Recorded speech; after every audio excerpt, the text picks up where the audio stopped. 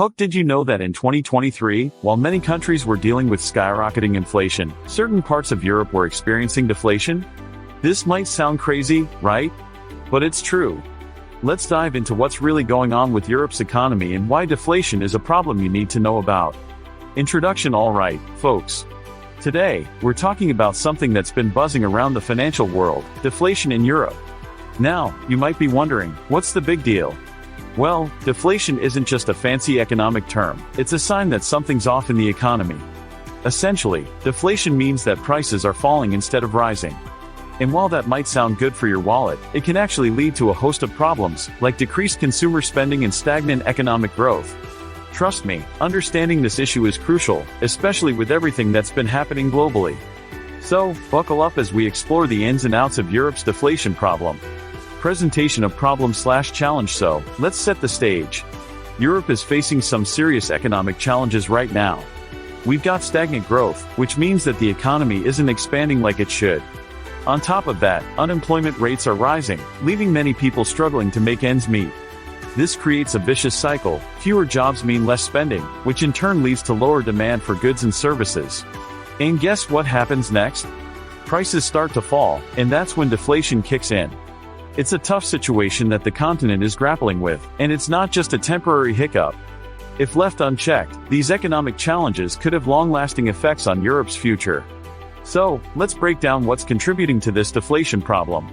Exploration/development. Now, let's dive deeper into what's fueling deflation in Europe. One major factor is consumer behavior. People are becoming more cautious with their spending, holding off on big purchases in hopes that prices will drop even further. It's like waiting for a sale that may never come. This change in mindset is causing a slowdown in economic activity, which is a key driver of deflation. Then there's monetary policy. The European Central Bank has been trying to combat deflation with low interest rates and other measures, but these strategies haven't been as effective as they hoped. It's like trying to fill a leaky bucket. No matter how much water you pour in, it just keeps slipping away. External economic pressures are also at play here. Global markets are interconnected, and when other economies are struggling, it affects Europe too. Trade tensions, supply chain disruptions, and geopolitical issues all contribute to a shaky economic environment. And let's not forget the impact of the pandemic, which has left scars on the economy that are taking time to heal. All these factors combined create a perfect storm for deflation, making it a complex issue that's hard to untangle. Climax/key moment. All right, here's where it gets really interesting. Experts are weighing in on how deflation could reshape Europe's economy in the coming years. Some argue that if deflation continues, we could see a significant shift in consumer behavior, where people start hoarding cash instead of spending it. This could lead to a prolonged economic stagnation, and no one wants that. Others suggest that it might force governments to rethink their fiscal policies and invest more in infrastructure and innovation to kickstart growth. But here's the kicker: there's a chance that deflation could lead to a more unequal society. As prices fall, those with assets might benefit, while those without could struggle even more.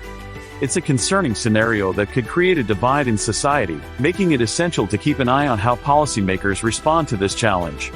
So, whether it's a wake-up call for drastic changes or a slow-motion train wreck, one thing is clear: deflation in Europe is a topic worth discussing, and it's going to have lasting implications.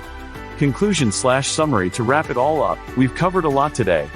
From the challenges facing Europe's economy, to the causes of deflation, and the potential consequences of this trend, it's clear that understanding deflation is more important than ever.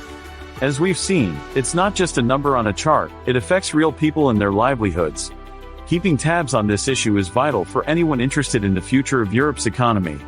So, let's stay informed and engaged as this story unfolds. Call to action. CTA, what do you think about Europe's deflation problem?